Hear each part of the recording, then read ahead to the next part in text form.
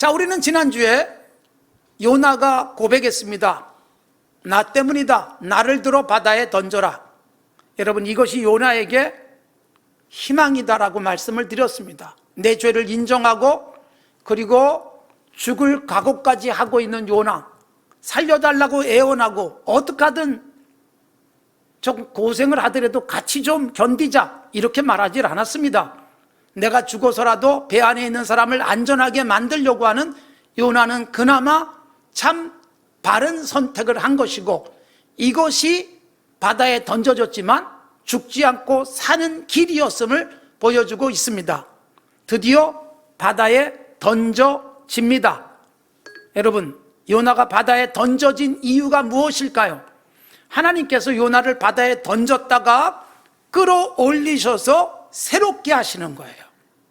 요나가 바다에 던져지는 그 순간 죽음이지요. 그런데 그 던져진 바다에서 살아나는 것이 부활과 같습니다. 예수님께서 마태복음에서도 2번이나 인용하셨어요. 요나의 표적, 내가 너희들에게 보여줄 표적은 이것밖에 없다. 요나가 3일 물고기 뱃속에 있었지만 살아나지 않았냐. 예수님의 십자가 죽음과 부활을 그렇게 연결시켰습니다. 하나님께서는 요나가 나를 들어 바다에 던져라, 그래서 바다에 던져지지요. 그런데 살리세요. 그리고 회복시키십니다. 자, 여러분, 왜 바다에 던져질 수밖에 없었을까요? 우리가 잘 아는 대로 요나는 자기 고집을 꺾지 않았습니다. 하나님의 말씀 앞에 안 바뀌는 거예요. 자, 여러분, 제가 강조하지만 그래서 요나는 이스라엘 백성 중에도 선지자잖아요. 교회 오래 다니고 신앙생활 정말 남보다 열심히 하는 사람이 가장 위험합니다. 항상 나를 돌아봐야 돼요. 교회 오래 다니고 설교 많이 들었고 성경 많이 봤고 그러다 보니까 여러분, 내가 갖고 있는 고정관념 딱 붙들고 안 바뀌어요. 아무리 외쳐봐라, 나는 이것 안 논다. 그리고 변하지 않습니다. 이스라엘이 그랬고 요나가 그랬고 예수님의 제자들이 그랬습니다. 교회에 열심히 다니는 사람이 가장 고집스러울 수 있어요. 그리스도인은 그런 면에서 유연해야 합니다.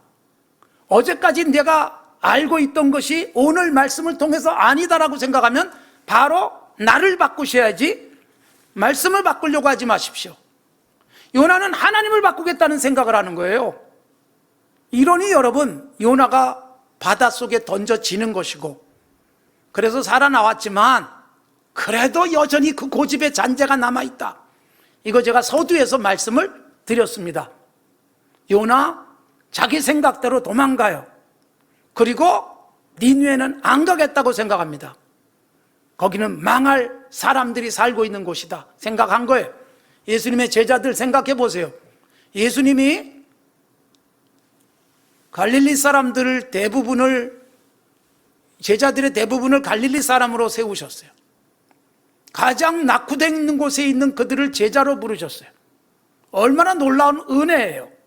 그런데 여러분, 이 낙후된 갈릴리에 살던 그들조차도 사마리아는 더 무시했어요. 예수님이 사마리아에 가서 한 여인과 대화하시면서 그를 하나님의 백성 삼으세요. 근데 여러분, 제자들이 그 모습을 보고 이상하게 여겨요. 어떻게 사마리아 사람하고 대화를 하시지? 더군다나 여자에게, 더군다나 저런 품행이 안 좋은 여자에게 편견이 가득했었어요.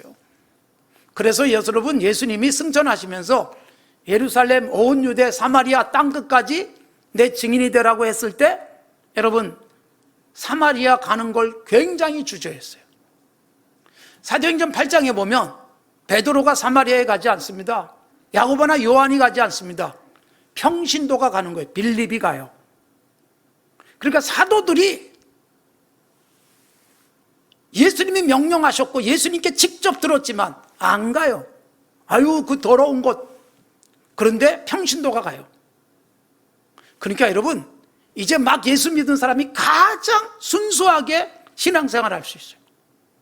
빌립이 가서 사마리아 성을 변화시키고 그래서 베드로를 비롯한 제자들이 가가지고 깜짝 놀래요. 사마리아 사람도 하나님의 은혜를 입네? 이게 막 이상한 정도예요. 그랬으면 바뀌어야 되지 않아요? 그런데 여러분, 사도행전 10장에 보면 베드로 사도는 고넬료의 집에 가는 걸 주저해요. 고넬료의 집에 가서도 내가 할 수 없이 왔다고 말하고 설교를 해요. 그리고 성령의 충만함이 임하니까 놀래요. 이게 열심히 있는 하나님의 사람들의 모습일 수 있어요. 요나가 그랬습니다. 우리도 조심하셔야 돼요. 교회 열심히 다니고 오래 신앙생활 하신 여러분, 내가 내 고집에 사로잡혀 있는 것은 아닌지 점검하셔야 됩니다.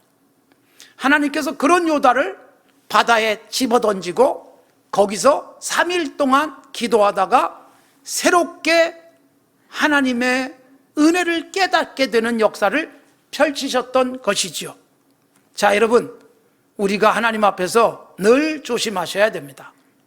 내가 오늘 굳게 믿고 있는 것이 정말로 옳은 것인지 말씀을 매일 읽고 묵상하면서 점검하셔야 되고, 말씀을 들을 때마다 아니다 싶으면 고집 피지 마시고 내가 죽으십시오. 말씀을 죽이지 마십시오. 감동을 죽이지 마십시오. 내가 꺾여야지 주님을 꺾으려고 하지 마십시오.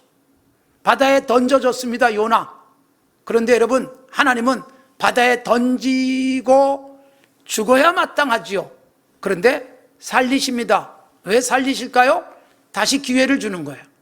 하나님께서는요, 완벽한 사람을 쓰시는 게 아닙니다. 고쳐 쓰십니다. 완벽한 사람이 없기 때문에 아이고 저런 사람도 쓰시네? 그렇습니다. 고쳐 쓰는 거예요. 바울 사도를 고쳐서 쓰실 때 사람들이 믿질 못했어요. 저거 가짜 아니야? 쇼하는 거 아니야? 그렇게 생각했어요. 고쳐서 쓰시는 분, 요나를 고쳐서 하나님의 뜻을 이루게 하십니다. 그래서 바다에 던져져요. 그를 살리세요. 살려서 결국은 요나가 하나님의 뜻대로 해내게 됩니다. 그걸 위해서 하나님께서 뭘 준비하셨어요? 오늘 읽은 말씀에서 보면 하나님께서 큰 물고기를 준비하셨습니다. 그렇습니다, 여러분. 17절이죠. 큰 물고기를 준비하셨는데 뭐라고 되어 있어요? 이미 준비했다.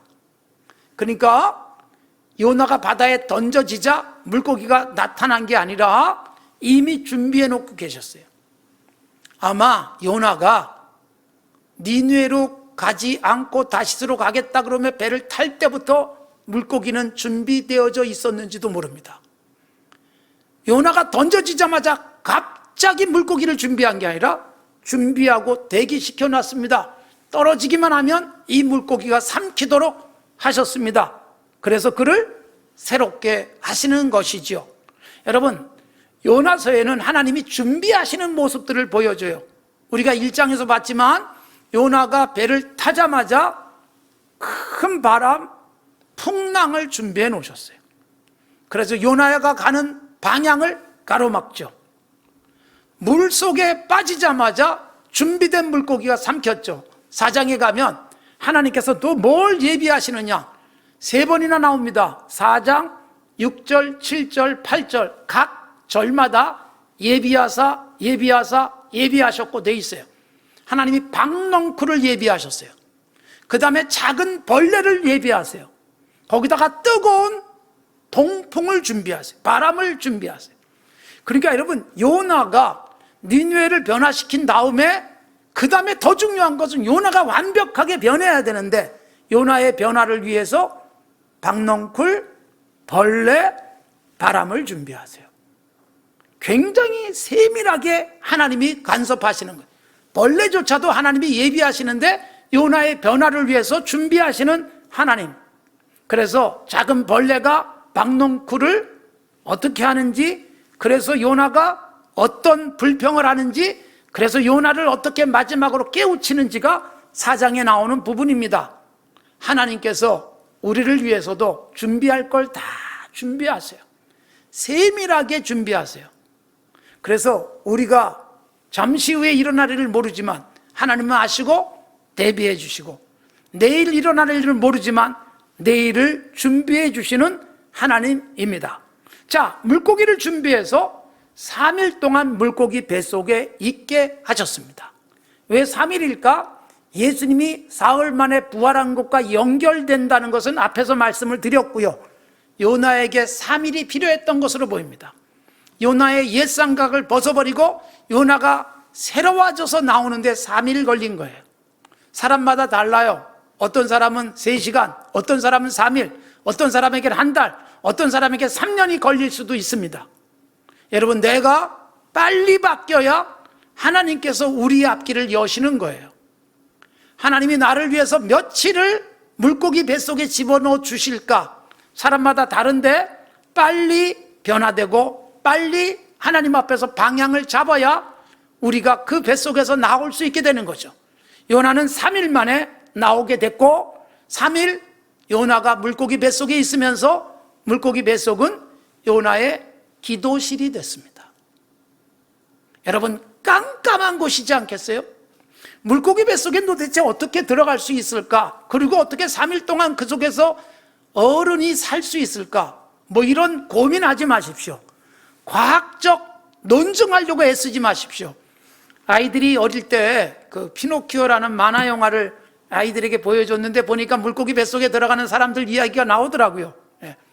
인간의 상상력이 그런 것들을 만들어내지만 과학적으로는 우리가 이렇게 저렇게 이야기할 필요가 없습니다. 더군다나 하나님이 하시는 놀라운 일은 우리의 상상을, 과학을, 이성을 초월하시니까.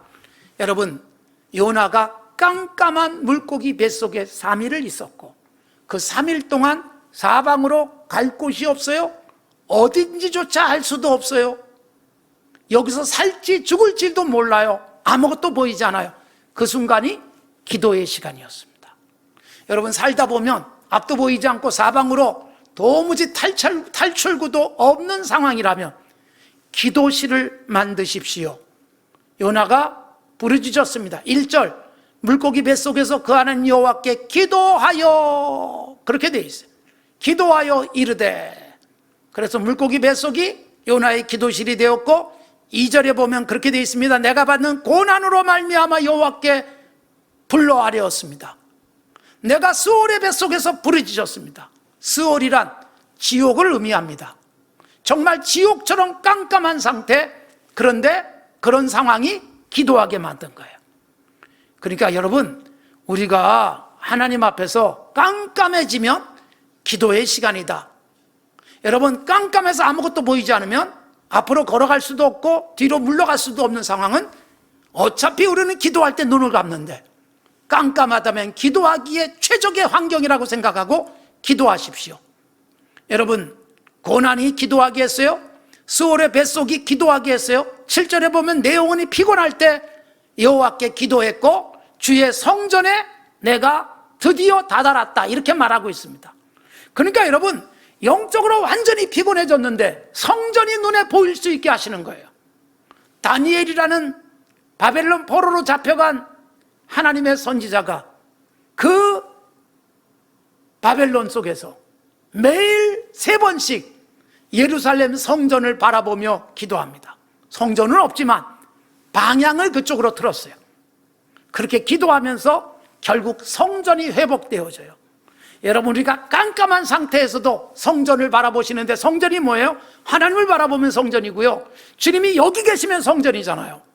요나의 기도는 성전을 향하게 했습니다. 5절과 6절에 보면 물이 나를 영혼까지 둘렀습니다. 기품이 나를 에워쌌습니다. 바다풀이 내 머리를 감쌌습니다. 내가 산의 뿌리까지 내려갔습니다. 땅이 빗장으로 나를 오랫동안 막았습니다. 이런 문학적 표현이 나옵니다. 여러분 보세요. 정말 깊은 곳에 들어갔다는 걸 느낀 거예요. 그런데 안 죽어요. 산의 뿌리까지 내려갔다. 이건 무슨 뜻일까요? 높은 산도 뿌리가 있잖아요. 바닷속 깊은 곳까지 연결되어 있는 진정한 땅, 거기까지 내려갔다는 문학적 표현. 그런데 여러분, 이렇게 깊은 곳에 들어간 그 순간이 절망, 탄식이 아니라 기도의 시간이었고 깜깜해서 아무것도 보이지 않는 공간이 기도실이 됐습니다. 그래서 2장은 요나의 기도가 나옵니다. 기도하는 내용 보실래요? 3절에 이렇게 돼 있어요. 주께서 나를 깊음 속 바다에 던졌다. 여러분, 이게 어떤 의미일까요? 자, 요나를 던진 사람들이 누구예요? 나를 들어 바다에 던져라. 그래서 뱃사람들이 들어서 할 수 없이 던졌어요. 그런데 요나는 뭐라고 고백해요? 그 사람들이 날 던졌습니다가 아니에요. 인정사정 보지도 않고 날 던졌습니다가 아니라 주께서 나를 던지셨습니다. 여러분, 우리가 정말 이렇게 바다에 던져진 것 같은 깜깜한 상황에서 무슨 생각할 수 있느냐? 아이고, 그 사람 때문에, 아이고, 이런 일을 만나지 않았으면 원망, 불평, 그러면서 내 심성이 파괴되고 영혼이 황폐해질 수 있어요. 우리가 여러분 사방으로 길이 없고 아무것도 보이지 않는 것 같은 곳에 던져졌다면, 사망의 음침한 골짜기에 빠져 있는 것 같다면 주님이 나를 여기에 집어넣어 주셨군요. 여러분, 그 고백하세요. 주님이 넣어주셨으면 주님은 나를 끄집어낼 수도 있는 분이에요. 주님이 던지셨으면 주님은 나를 회복시킬 수 있는 분이에요. 여러분, 사람 원망하고 분노 속에 살아가면 나만 무너집니다. 길도 열리지 않고 상황은 더 꼬입니다. 그러나 하나님을 바라보며 주님이 나를 여기 던지셨군요. 던지신 주님이 나를 건져 주실 것을 바라보는 태도가 필요한 것입니다. 4절에 보면 내가 주의 목전에서 쫓겨났습니다라는 표현도 하잖아요. 하나님이 쫓아내셨다는 거예요. 보세요. 요나가 하나님을 피해서 도망갔던 사람인데 지금 무슨 고백을 해요? 내가 피해서 도망간 게 아니라 그런 나를 쫓아내셨군요. 그래요, 쫓겨나도 당연한 나입니다라는 회개의 고백입니다. 그런데 여러분, 이런 고백으로 끝나질 않았습니다. 정말 기가 막힌 요나의 기도실에서의 이 깜깜한 상황 속의 기도에 기가 막힌 고백이 8절 9절에 나오는데, 거짓되고 헛된 것을 숭상하는 모든 자들은 자기에게 베푸신 은혜를 버리지만 나는 감사하는 목소리로 주께 제사를 드리며 나의 소원을 주께 갚겠나이다. 아마 요나가 물고기 뱃속에서 서운한 것으로 보입니다. 하나님, 다시 살려주시면 이제는 가지요, 순종하지요. 손든 거예요. 하나님이 그런 변화를 요구하신 거예요. 바다에 던지고 죽이고 끝나는 게 아니라 살려서 고쳐 쓰시는 하나님. 그런데 여러분, 여기서 기가 막힌 요나의 기도의 내용이 뭐예요? 감사하는 목소리로 주께 제사를 드립니다. 여러분, 물고기 뱃속에서 무슨 제사를 드릴 수 있겠어요?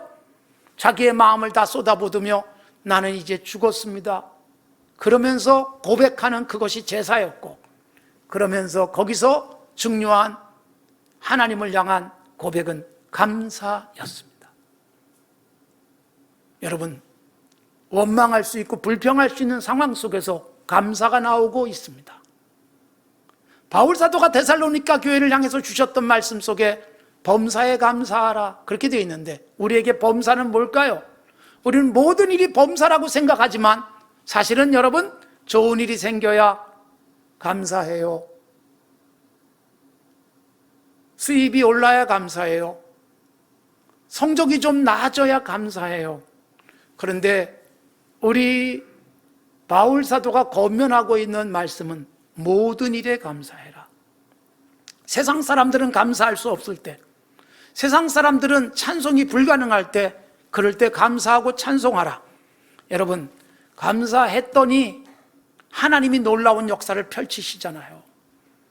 다음 주에 살필 본문 10절은 하나님이 물고기를 명하사 육지에다 토하게 하셨어요. 여러분, 요나가 육지로 나오자마자 감사한 게 아니라 감사했더니 육지로 나오는 거예요. 우리는 감사할 일이 있어야 감사하지라고 생각하지만 하나님께서는 감사하는 자에게 놀랍게 역사하십니다. 사랑하는 성도 여러분, 감사함으로 우리의 삶에 현재 막혀있는 것들이 열려지는 역사가 있길 바랍니다. 여러분, 내가 정말 물고기 뱃속 같은 깜깜한 곳에서 감사하고 있다는 것은 상황은 완전히 막혀버렸어도 영적으로는 살아있음을 증명하는 것입니다. 이게 중요한 거예요. 사람을 잃어버릴 수 있고 돈을 잃어버릴 수 있고 사방으로 어떤 비결도 생각나지 않는 상황인데 가슴속에서 감사가 꿈틀거리고 있다면 나는 영적으로 살아있는 것입니다. 사랑하는 성도 여러분, 하나님 앞에 깊은 바닷속 물고기 뱃속 아무것도 보이지 않고 살지 죽을지 알지 못하는 상황이 기도실을 만들었고 기도의 시간이 되어졌고 3일 동안 물고기 뱃속에서의 기도는 하나님의 놀랍고 신비한 회복과 깊은 바다에서 니느웨를 변화시키는 에너지를 가진 하나님의 선지자가 될 수 있었습니다. 우리들이 코로나19 상황 속에 있습니다. 그래서 함께 모여 큰 소리로 기도도 못하고 찬송도 제대로 할 수 없는 상황 속에 놓였어요. 그러나 여러분, 기도실이 혹시 폐쇄가 되고 기도할 수 있는 시간들이 줄어들었지라도 기도는 막히지 않잖아요. 코로나19 때문에 여행도 못 가고 코로나19 때문에 어디 나가지도 못하고 그래도 오늘같이 내일까지 연휴로 이어지는 날은 무려 15만 명이 제주도 갔다고 하는데 여러분, 이렇게 저렇게 막혀있고 이렇게 저렇게 움직일 수 없을 때, 시간이 많아졌을 때 하나님 우리를 기도실에 들어가기를 원하시는 것입니다. 기도실은 때로는 방역 문제 때문에 폐쇄될 수도 있어요. 기도 시간이 때로는 없어질 수도 있어요. 그러나 기도는 폐쇄되지 않잖아요. 기도만큼은 막힐 수가 없잖아요. 어디서든 기도할 수 있잖아요. 바닷속에 깊이 던져졌어도, 물고기 뱃속에 들어가서도 기도하면서 깜깜한데 하나님께서 환하게 열어주시는 거예요. 그 좁은 기도실인데, 그 좁은 물고기 뱃속인데 그의 세계는 활짝 열리잖아요. 우리 교회 기도실도 혼자 들어가면 꽉 찰 만큼 좁은 기도실이에요. 답답할 수 있어요. 그러나 좁은 공간에서 기도하다 보면 넓은 세계를 하나님이 열어주시고 인도하실 것이고, 어두운 기도실에서 기도하다 보면 하나님이 찬란한 빛이 우리의 삶에 비치게 할 줄로 믿습니다. 기도실 잘 활용하십시오. 기도 시간을 갖고 살아가십시오. 내가 기도실을 쓰지 않고 내가 기도 시간을 갖지 않으면 하나님이 요나처럼 바다에 던져 놓아서라도 기도하게 하실 수도 있어요. 기도하게 하실 때 기도하는 게 아니라 기도하면서 여러분 내 삶의 모든 상황과 여건들을 하나님의 신비한 역사를 경험할 수 있는 기회로 만들어 가십시오. 기도실, 영적 에너지를 공급받는 공간입니다. 좁은 기도실, 내 인생에 감당할 수 없는 문제의 솔루션이 만들어지는 공간입니다. 나의 기도실은 어디입니까? 요나는 물고기 뱃속이 기도실이었습니다. 요나가 언제 이렇게 간절하게 기도해 본 적이 있을까 싶은 기도가 물고기 뱃속, 그것도 깊은 바다에 던져진 물고기 뱃속에서 이루어졌고, 그것이 새로운 에너지를 가지고, 그리고 요나를 육지에다가 잘 도착하게 함으로 말미암아 니느웨를 변화시키는 역사를 펼치잖아요. 기도실을 가지십시오. 어디든 기도실은 만들어질 수 있습니다. 어쩔 수 없는 상황이 기도실이 되게 하시고 감사하게 하시고 찬송하게 하시면서 나를 통해서 세상을 바꾸는 놀라운 역사 이뤄가는 우리 온 성도들 되어지기를 바랍니다.